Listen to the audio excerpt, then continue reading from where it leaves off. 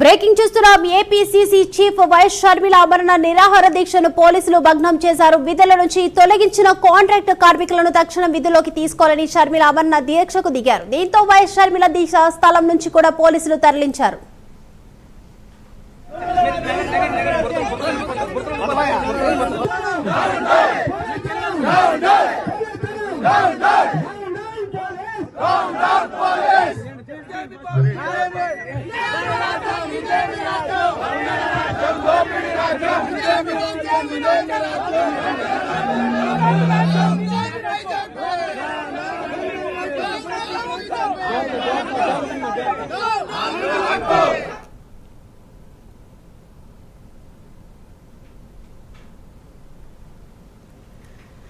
APCC chief YS Sharmila ఆమరణ నిరాహార దీక్షను పోలీసులు భగ్నం చేశారు. విధుల నుంచి తొలగించిన కాంట్రాక్ట్ కార్మికులను తక్షణం విధులోకి తీసుకోవాలంటూ కూడా షర్మిల ఆమరణ దీక్షకు దిగారు. దీంతో వైఎస్ షర్మిల దీక్ష స్థలం నుంచి కూడా పోలీసులు తరలించారు. ఇక ఈ అంశానికి సంబంధించి మరిన్ని అప్డేట్స్ అందించడానికి డిప్యూటీ ఇన్పుట్ ఎడిటర్ వాసు సిద్ధంగా ఉన్నారు. వాసు, ఇంకా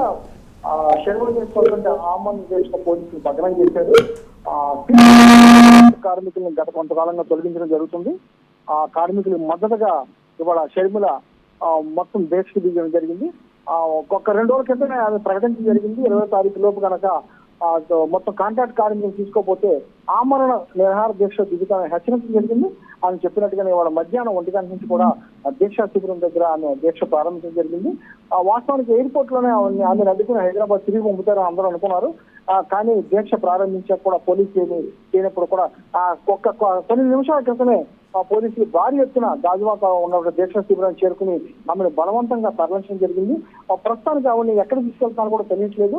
ఎందుకంటే విశాఖ సిటీలో అటు గాజువాక నుంచి కోరమనపాలెం మీదుగా ఇటు విశాఖ సిటీలో మొత్తం కూడా వాహనాల్లో తిప్పుతున్నారని వాళ్ళ తాలూకా మొత్తం పిఎల్కి చెప్పే పరిస్థితి కనిపిస్తుంది.